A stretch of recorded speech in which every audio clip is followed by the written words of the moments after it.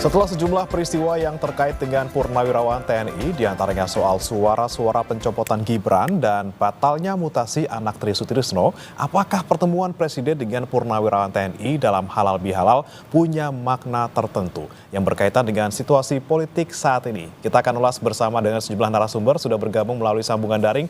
Ada Agus Wijoyo, Gubernur Lemhanas tahun 2016-2022. Selamat pagi, Pak Agus. Selamat pagi.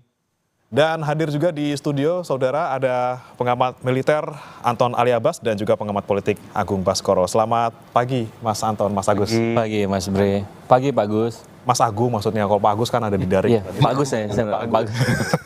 Ini semuanya soalnya ya. Baik, saya mau ke Pak Agus terlebih dahulu. Pak Agus, melihat kemarin Pak Prabowo bertemu dengan Purnawirawan TNI di Balai Kartini seperti itu ya, di tengah kondisi yang seperti ini, seperti apa sih Pak Agus melihatnya? Hal itu merupakan hal yang sangat baik, karena kalau diingat, semua purnawirawan itu berasal dari satu sumber yang sama, yaitu sebagai perwira TNI. Dan ketika kita berada dalam keadaan aktif sebagai perwira TNI, kita didasarkan kepada satu dasar bersikap, yaitu Sabta Marga. Arti Sabta Marga itu apa? Arti Sabta Marga itu adalah above politics. Sabta Marga tidak memasuki intervensi politik atau memasuki wilayah politik. Walaupun sebagai purnawirawan kita bebas untuk menyatakan pendapat, tetapi kalau kita sangat menjiwai jiwa dari Sabta Marga, hendaknya memang itu tetap menjiwai perilaku kita, yaitu bahwa kita tidak perlu masuk ke dalam wilayah politik praktis. Kalau istilahnya sekarang membedakan antara politik dengan politik praktis, yaitu keberpihakan di dalam isu-isu politik yang membelah masyarakat. Tetapi kalau dikatakan bahwa tidak ada prajurit tua yang mati, tetapi hanya tetap sebagai pejuang, maka hendaknya kita juga tidak ada yang melarang untuk berhenti berpikir. Kita tetap boleh berpikir, hanya saja bahwa disampaikan tanpa mengambil bentuk gerakan politik. Jadi pertemuan itu saya anggap sangat positif untuk merenungkan kembali bahwa kita berasal dari satu sumber, yaitu yang berdasarkan Sabta Marga. Nanti untuk penyelesaian ke depannya, mungkin untuk pertanyaan berikutnya saya akan menjelaskan lagi. Terima kasih. Oke, bisa dikatakan ini untuk meredam situasi politik yang kemarin sempat memanas terkait dengan usulan dari Forum Purnawirawan TNI ya, Pak Agus ya? Iya betul, meredam ini hanya sifatnya sementara. Meredam ini hanya sifatnya gejala, tetapi masih belum memberikan jalan untuk memberi solusi tentang masalah substantif yang menjadi masalah dasar dari perbedaan pendapat tersebut, yang itu masih perlu untuk difikirkan.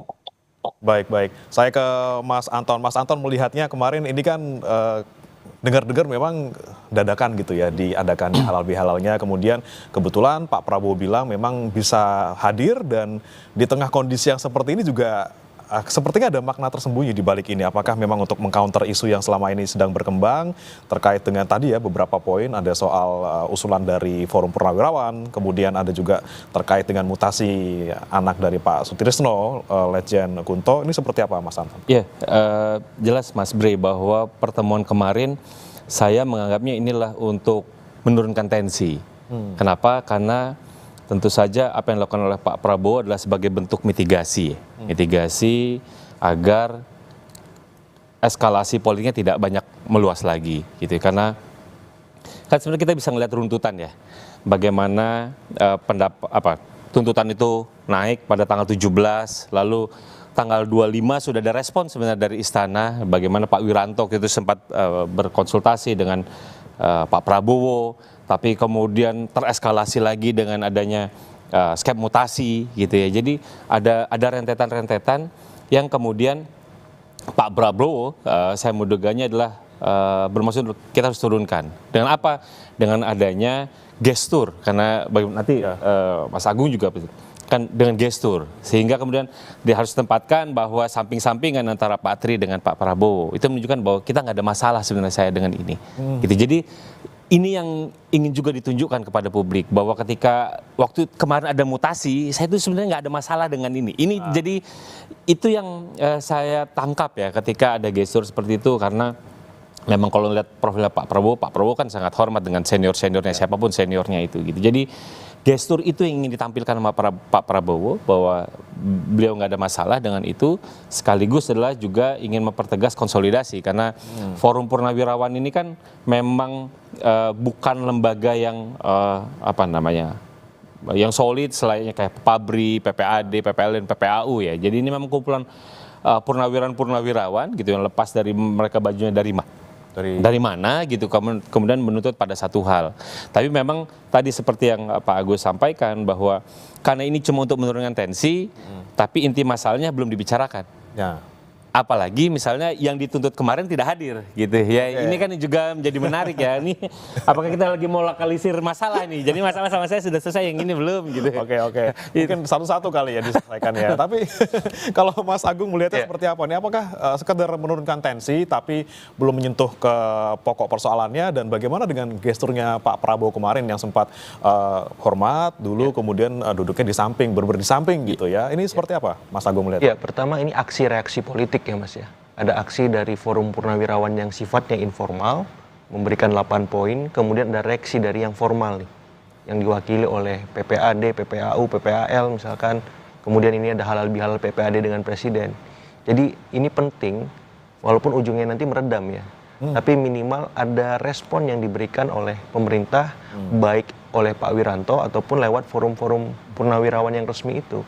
Karena ini penting, memastikan bahwa ketika mereka memberi masukan, arahannya jelas, pun ketika mereka melakukan hal-hal di luar itu sebagai tindak lanjut, arahannya juga jelas karena dikawal oleh purnawirawan forum yang lain semacam itu. Itu yang pertama. Yang kedua, ketika saya mencoba melihat situasi forum ketika kemarin dilaksanakan, itu kan menarik, tadi sempat disinggung. Pak Prabowo dengan Pak Tri duduk berbarengan, kemudian sebelum pidato, Pak Prabowo memberikan hormat. Itu saya kira salah satu arahan bagaimana Pak Prabowo merangkul semua kalangan, baik purnawirawan yang informal tadi, maupun yang formal semacam itu. Nah yang menarik, Mas Gibrannya nggak ada. Nah apakah ini ada kendala teknis ataupun substantif? Saya nggak tahu, nanti bisa di cross check sama panitia ya. Karena ini bisa menguatkan dugaan bahwa memang ada hal-hal yang tidak bisa dibantah bahwa relasi antara keluarga Solo dengan Forum Purnawirawan itu memang ada kendala ataupun ada semacam disharmoni semacam itu. Tapi Pak Prabowo lagi dan lagi tampil sebagai orang yang merangkul semua. Mau itu Purnawirawan, mau itu Mas Gibran, karena kita tahu sebelum itu ada rapat paripurna di kabinet yang mengungkapkan bahwa beliau satu suara, satu nada dengan Pak Jokowi, apalagi dengan Mas Gibran semacam itu. Jadi posisi Pak Prabowo semacam ini saya kira oke, bagus gitu. Karena apa? Karena kita butuh orang yang bisa menjembatani, berkomunikasi dengan pihak-pihak dalam tanda petik yang punya dinamika relasi semacam itu, sehingga pada ujungnya tidak ada yang kemudian rakyat kita yang dirugikan, seperti itu.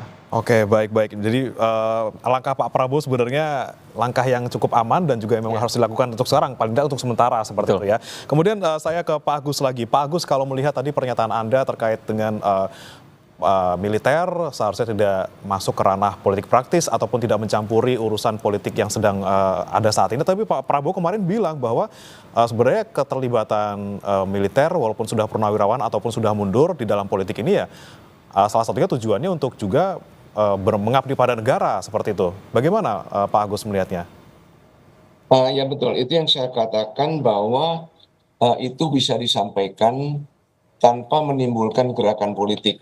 Karena kalau menimbulkan gerakan politik, maka purnawirawan walaupun bebas menyatakan pendapatnya, tetapi sudah meninggalkan marwah Sabta Marga.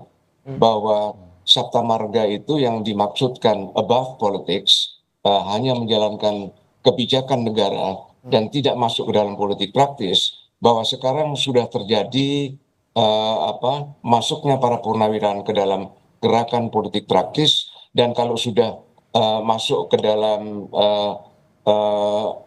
domain warga sipil yang membebaskan itu, besar kemungkinan akan terjadi perbedaan-perbedaan pendapat, bahkan pertentangan-pertentangan pendapat yang seperti kita lihat sekarang ini.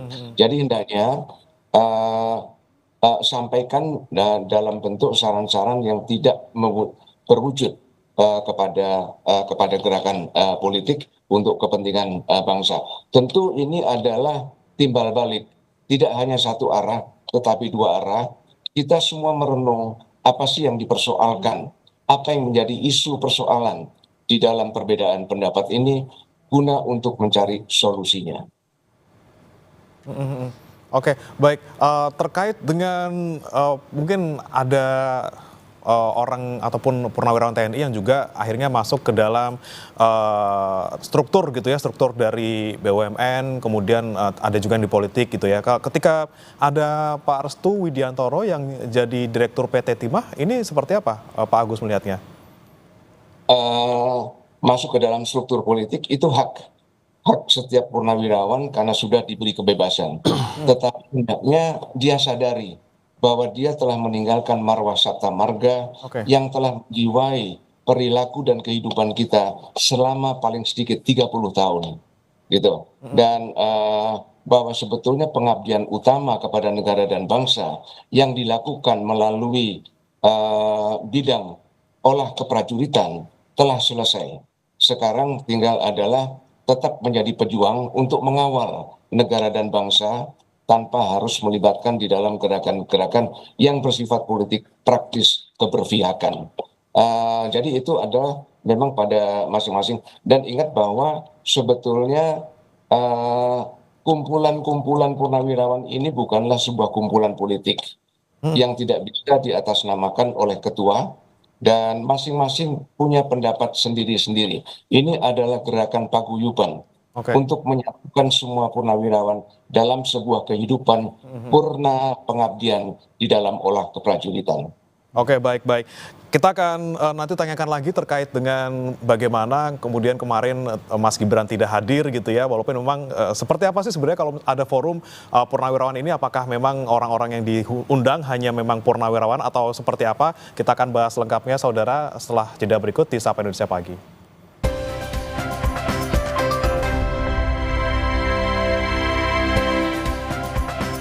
Kembali di Sapa Indonesia Pagi, saudara, dan masih membahas terkait dengan halal bihalal Presiden Prabowo Subianto bersama dengan sejumlah purnawirawan TNI di Balai Kartini, Jakarta kemarin. Dan tadi menyambung pertanyaan sebelum jeda ke Pak Agus lagi. Pak Agus, ketika misalnya kemarin Mas Gibran yang mungkin sekarang jadi fokus utamanya gitu, lagi jadi sorotan, justru tidak ada di forum. Nah, ini kemudian Anda melihatnya seperti apa? Walaupun memang ada omongan bahwa Mas Gibran memang lagi di Sika gitu ya, lagi ada kunjungan ke Sika sehingga tidak bisa datang, tapi ketika ada sebuah forum purnawirawan, baik itu halal bihalal ataupun acara lainnya, apakah memang terbatas hanya mereka yang sebagai purnawirawan, atau kemarin misalnya ada hadir juga Sri Sultan Hamengkubuwono yang di sana yang memang bukan purnawirawan, Pak Agus? Iya. Kalau mau jawaban yang humoristik seperti umumnya jawaban sekarang, pertanyaan itu bagus, tapi jangan tanya sama saya dong. Oke. Musim-musim jawaban sekarang kan seperti itu. Tanya sama panitia dong. Oke. Kan gitu. Ini gimana sih ini Kompas TV ini? Tapi Pak Agus, berarti kalau misalnya forum tuh biasanya memang ya eksklusif aja untuk purnawirawan saja gitu ya seharusnya ya. Ada Pak Nasaruddin Umar, Mas, sama Pak Nasaruddin juga, Menteri Agama datang juga gitu. Ya, tergantung. Purnawirawan TNI itu selalu menghormati senior-seniornya, artinya otoritas politik, para menteri-menterinya, sangat tergantung. Tetapi kelihatannya seperti tadi juga jawaban dari para rekan-rekan narasumber, kelihatannya ini hanyalah berada pada tataran gejala, belum untuk menghunjam masuk mencari solusi pada tataran substansi. Nah, kalau gejala memang tadi istilahnya banyak disebutkan, digunakan meredam. Ya sudah, meredam yang ada di atas permukaan. Tetapi yang sifatnya substantif di bawah permukaan itu belum tersentuh. Mungkin itu. Nah, baik ini kan masih permukaan gitu. Jadi Mas Anton juga sempat menjawabnya juga ini kan masih untuk meredam sekedar permukaannya, belum ke substansinya. Berarti emang harus ada forum tertentu yang lagi dilakukan lagi dong di luar ini khusus untuk membahas soal gonjang-ganjing forum purnawirawan kemarin yang soal 8 poin itu dong. Ya, sebenarnya tergantung dari forum purnawirawan ini targetnya apa. Kalau targetnya adalah menarik atensi presiden, sudah narik nih atensi presiden, ya kan? Dan kedua, sebenarnya dari kepresiden dan pemerintah itu juga sudah merespon. Pak Wiranto sudah bilang waktu itu, nanti terkait usulnya akan dikaji lebih lanjut. Ya kan, presiden mengapresiasi dan akan mengkaji lebih lanjut. Nada itu juga diresonansi oleh Menteri Pertahanan, gitu ya. Nanti juga akan dipelajari lebih lanjut. Dengan kata lain, bahwa pemerintah sama timnya Pak Prabowo ini mencoba untuk lebih berhati-hati sebenarnya.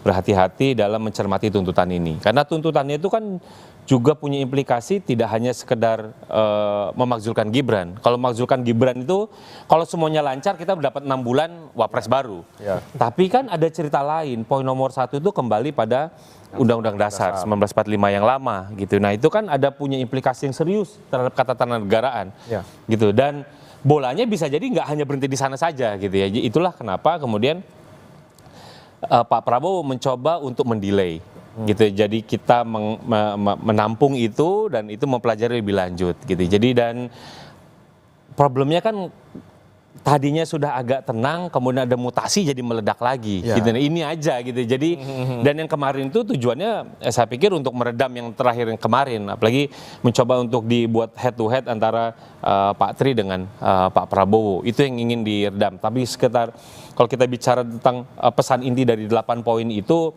ada reshuffle dan lain-lain yang memang dicoba untuk di-delay. Tinggal dilihat saja karena apakah nanti ini akan berlanjut untuk eskalasi lebih tinggi atau tidak, kita lihat apakah nanti akan ada pertemuan beneran antara forum purnawirawan dengan Pak Presiden. Tapi perlu juga nanti dihadirkan orang yang ataupun purnawirawan yang kontra terhadap forum ini. Misalnya tadi dari PPAD, PPAU seperti kalau PPAD dan lain-lain kan itu secara organisasi ya, secara organisasi. Sementara kalau ini bergerak secara organisasi, tentu implikasinya akan jauh lebih serius. Gitu ya, karena ya ini organisasi purnawirawan gitu, jadi atas nama organisasi, tapi kan ini kan pribadi-pribadi, gitu namanya forumnya cair gitu ya. Apalagi misalnya tadi Pak Agus sudah menyinggung tentang keterlibatan mereka dalam politik, mereka ini cukup aktif nih dalam politik. Betul. Gitu ya kan, waktu pemilu kemarin mereka ada di sebelah mana gitu, kan itu juga anggapan-anggapan ada. Jadi saya tidak heran kalau misalnya nanti ini eskalasinya makin tinggi, bisa jadi nanti Pak Presiden mau untuk bertemu. Tapi kalau ini misalnya ini redup ya apa boleh buat. Gitu ya. Soalnya ada pemicu lagi gitu ya. Butuh pemicu lagi gitu, meledak lagi gitu. Jadi kita akan masih melihat lagi nanti apakah eskalasinya itu akan meningkat atau tidak. Saya sih sejauh ini melihatnya bisa jadi menurun. Gitu karena memang yang ingin ditunjukkan lah tidak ada masalah antara Pak Tri dengan Pak Prabowo gitu. Dan kita bisa juga duduk lihat satu meja kemarin. Kan yang mereka yang forum nggak ada yang duduk di depan satu meja juga gitu ya. Jadi artinya memang belum ketemu antara yang forum purnawirawan dengan Pak Prabowo. Oke, baik siap. Saya ke Mas Agung. Mas Agung, kalau tadi lihat kita di tayangan sebelumnya yang memang sudah ada tanggapan walaupun secara tidak resmi ya, Pak Luhut bilang ada kata-kata yang memang cukup mengejutkan gitu ya, soal kampungan seperti itu. Ini kan sebenarnya kita belum membahas ini secara, Pak Prabowo belum membahas ini secara real gitu ya, belum dibahas secara resmi, tapi kemudian ada komentar ataupun pernyataan yang dikeluarkan oleh Pak Luhut soal ini. Nah, Anda melihatnya implikasinya seperti apa kalau sudah ada pernyataan seperti ini? Iya, saya kira komunikasi kontraproduktif semacam itu harus dihindari oleh pejabat publik kita, siapapun itu, karena itu menjadi koreksi besar dari Pak Prabowo agar ke depan kabinet Merah Putih dan jajaran yang lain bisa lebih baik. Itu yang pertama. Yang kedua, memang saya melihat kalau tadi kata Mas Anton ini trennya turun, saya justru sebaliknya naik. Kenapa? Karena ada ekosistem lain yang mengitari ini semua. Kan tuntutan 8 poin itu seputar keluarga Solo ya. Kita sebut ada term IKN, kemudian ada menteri-menteri Pak Jokowi, yang ketiga pemakzulan Mas Gibran. Nah masing-masing ini ada problemnya nih. IKN dalam proses, Pak Jokowi sekarang lagi soal ijazah. Ya. Ini Mas Gibran nih. Nah, jadi eskalasi isunya ini akan terus naik kalau saya lihat. Walaupun secara kuantitatif di parlemen, karena pemakzulan itu kan untuk proses politik di DPR, agak susah karena 81% hari ini dikuasai oleh Kim Plus. Sehingga pergerakannya bukan yang kuantitatif tadi di parlemen, tapi yang kualitatif. Ini diskusi-diskusi soal, maaf, pemakzulan, ini akan terus beredar kemana-mana. Saya lihat beberapa purnawirawan itu bergerilya ke daerah-daerah. Kemudian juga ketemu beberapa tokoh-tokoh masyarakat. Itu satu hal. Masalah Solo yang tadi saya bilang hal yang lain, ini publik menunggu dan menanti bagaimana hal-hal tadi berlanjut dan terus bergulir. Karena biar gimana pun soal ijazah Pak Jokowi itu kan akan terus bergulir sampai 6 bulan sampai proses pengadilan misalkan. Kemudian yang pemakzulan ini juga jadi perdebatan ya, dialektika kita bersama sampai pagi ini. Jadi saya melihat eskalasinya akan terus naik walaupun tidak terlalu cepat ya, tapi progresnya kelihatan semacam itu. Dan respon dari pemerintah juga saya lihat memang cukup eksponensial gitu. Dari hari ke hari itu ada aja Gebrakannya. iya gebrakan. Habis 8 poin kemudian ada pertemuan PPAD, tiba-tiba ada mutasi Pak Kunto, kemudian ada lagi halal bihalal, terus besok apa lagi gitu kan. Karena kan masing-masing ini punya basis semua. Mereka pernah menjabat, pernah memimpin, dalam tanda petik ada pasukannya walaupun mungkin dalam bentuk-bentuk yang lain. Tapi yang jelas saya berharap kepemimpinan Pak Prabowo bisa meredam itu semua. Karena beliau pernah di oposisi juga kan. Beliau pernah juga memberikan masukan kepada pemerintah pada masa misalkan beliau sama Ibu Mega kalah dalam Pilpres 2009. Kemudian beliau di 2014 juga kalah dari Pak Jokowi. Jadi beliau pernah dalam posisi seperti para purnawirawan ini, dan saya yakin beliau sangat empatik, menghargai, dan itu bisa menjadi masukan kepada para purnawirawan bahwa apapun yang mereka diskusikan bersama forum mereka untuk tidak setuju dengan pemerintahan hari ini ataupun keluarga Solo, itu tetap pada rel-rel konstitusional. Jangan sampai di luar itu. Oke, baik. Saya ke Pak Agus lagi. Pak Agus, kita melihat ada jelas ya, ada perbedaan pendapat dan juga perbedaan pandangan yang disampaikan oleh purnawirawan. Ini walaupun yang satunya hanya sekedar forum, yang lainnya ini adalah pihak-pihak yang memang tergabung dalam perkumpulan resmi seperti itu. Nah, Anda melihatnya ketika ada perbedaan pendapat seperti ini, seperti apa Pak Agus? Apakah memang semakin menunjukkan bahwa ada purnawirawan yang memang saat ini masih punya kepentingan tertentu yang berbeda pandangan politik dengan yang lain seperti itu? Iya, mungkin yang pertama adalah bahwa cuma ada dua kemungkinan. Apakah kedua belah pihak itu kampungan, ataukah kedua belah pihak itu tidak kampungan, karena memang punya pendapat. Jadi memang harus dipertemukan, dan kita tidak ahli dalam mencari solusi terhadap perbedaan-perbedaan.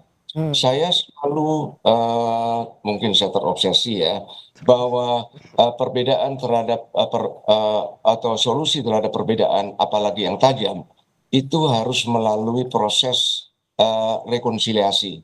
Apa itu? Yaitu adalah forgive but not forget. Forgive-nya itu apa? Ya sudah, kondisi sekarang ya. Artinya kita maafkan, kita terima kenyataan sekarang.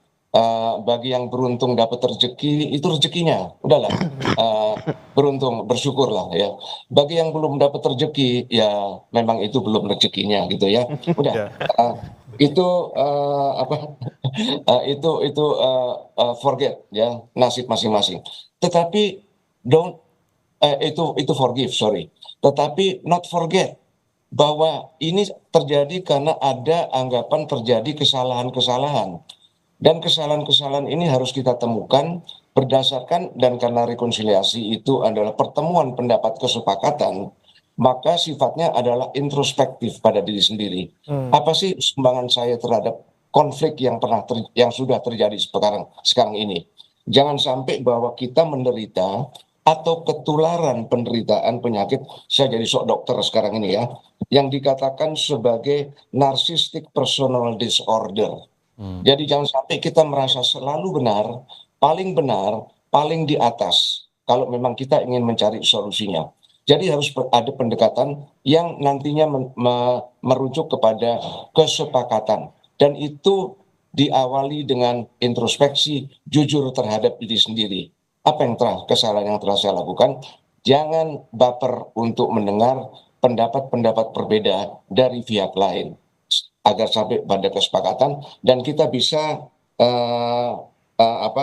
forgive, forgetnya itu kalau memang ada kesalahan, berbagai macam sanksi bisa diberikan di situ, mulai dari sanksi pidana sampai mungkin kepada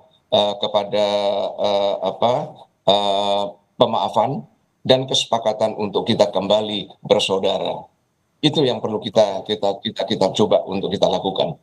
Baik, saya ke Mas Anton lagi. Mas Anton, kalau soal kisruh gonjang-ganjing antara perbedaan pandangan dari purnawirawan TNI ini sebelumnya sebenarnya sempat terjadi juga ya, Mas Anton ya, dan kemudian waktu itu juga sempat membuat politik di Indonesia juga cukup bergejolak seperti itu. Yang mana nih? Yang waktu itu sempat saya baca-baca gitu ya, mungkin dikoreksi jika salah gitu ya, tapi mungkin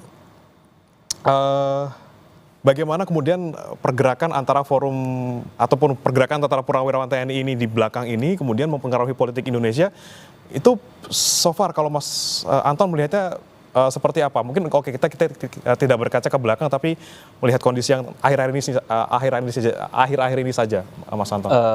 Pertama jelas selalu ada di kita. Kalau Pak Agus ini kan beda ya, politiknya politik dewa ya. Harapannya adalah walaupun dia purnawirawan tidak masuk ke dalam wilayah politik praktis, tapi kan juga ada sejumlah koleganya yang pengen punya jalan berbeda dengan ingin tetap menjaga relevansi mereka dalam politik. Itu satu. Kedua, memang yang juga seringkali agak blur gitu ya di sipil melihatnya adalah pensiunan sama dengan TNI padahal beda. Oke. Gitu ya. Jadi ya pensiunan TNI aktif gitu. Karena yang bisa membuat gerakan terhadap TNI aktif ya TNI aktif. Ya. Jadi kalau pensiunan ya sekalipun dia dulu punya junior dan lain-lain, ya dalam tingkatnya paling jauh lah saran gitu. Tapi apakah itu akan mempengaruhi atau tidak, itu belum tentu. Apakah itu dia bisa melakukan politisasi atau tidak, belum tentu jawabannya. Itu kedua. Dan gerakan-gerakan kayak gini memang juga umum gitu. Jadi bagaimana misalnya Pak Tiasno Sudarto sebelum-sebelumnya juga ikut cukup aktif ya terkait menyuarakan misalnya kembali kepada poin nomor 1 untuk Undang-Undang Dasar 1945 gitu. Jadi bagi saya apa yang dilakukan oleh forum ini itu memang satu aspirasi mereka sebagai udah kembali ke warga sipil. Kedua sebagai kalaupun tadi kata Pak Agus kurang berkenan di gerakan politik, tapi bagi saya sebagai sebuah gerakan mereka melakukan exercise adalah juga lumrah dalam demokrasi, gitu. Yang tidak lumrah ketika mereka melakukan pemaksaan, gitu. Tadi kalau saya tanya, apakah akan ada eskalasi atau tidak itu tergantung dari apakah mereka kemudian, kalau ini kan cuma fokusnya kepada presiden. Kalau gerakan mereka adalah bagaimana mereka secara serius melakukan lobby di parlemen, nah mungkin ceritanya akan jadi beda gitu eskalasinya. Justru yang kalau saya ya kalau memang pengen di exercise kita dorong aja ke parlemen, bagaimana misalnya ke DPR, ke DPD gitu ya, karena mereka yang punya itunya. Jadi ketika kita bicara tentang impeachment kan prosesnya ada di sana. Mau ngomong tentang amandemen Undang-Undang Dasar mau balik lagi itu kan prosesnya juga ada di sana, gitu. Seserius apa itu akan ke sana, gitu. Ini yang saya lihatnya belum ada gejalanya ke sana. Tapi kan kita bisa belum tahu di sana. Jadi itu dan saya pikir saya masih belum tahu nanti kita mau titik rekonsiliasinya di mana gitu. Karena apa? Karena kan tadi kalau misalnya titiknya adalah hanya ingin mendapatkan atensi, udah dapat atensi, tapi ingin semuanya terwadahi 88, wah ini gonjang-ganjingnya sangat serius. Gitu. Ini yang kita akan lihat sebenarnya. Minimum call dari purnawirawan itu yang di mana? Apakah di poin nomor 8 gitu ya? Itu dia tuh. Atau dia cuma berhenti pada reshuffle atau pada IKN atau mana? Karena kalau misal 88-nya ini sulit nih dicari titik temunya nih. Tapi mungkin kalau 1 2 ya mungkin ya tergantung lagi. Kalau pressure politiknya tidak kuat gitu ya. Karena bagaimanapun juga kalau kita bicara tentang realitas politik dia harus gandeng memang politik konvensional, partai politik Ya. dan lain-lain. Tapi memang ini adalah gejala umum, Mas, gitu. Gejala umum, apalagi mereka sudah pensiun, it's okay dengan gerakan-gerakan seperti itu. Baik. Ini kita tentunya harapkan apa nanti langkah ke depannya gitu ya, terutama dari Pak Prabowo sih ya, sebagai kunci dari ini semua, supaya ke depannya juga tidak lagi gonjang-ganjing, ada win-win solution bagi semuanya, bagi semua pihak yang berkepentingan di sini. Dan sekali lagi terima kasih Mas Anton Ali Abbas, pengamat militer, Mas Agung Baskoro, sudah hadir di sini, dan juga dari online, dari daring, Pak Agus Wijoyo, Gubernur Lemhanas 2016-2022, bergabung bersama kami di Sapa Indonesia Pagi hari ini. Selamat pagi, salam sehat selalu Bapak-Bapak. Selamat pagi. Lagi.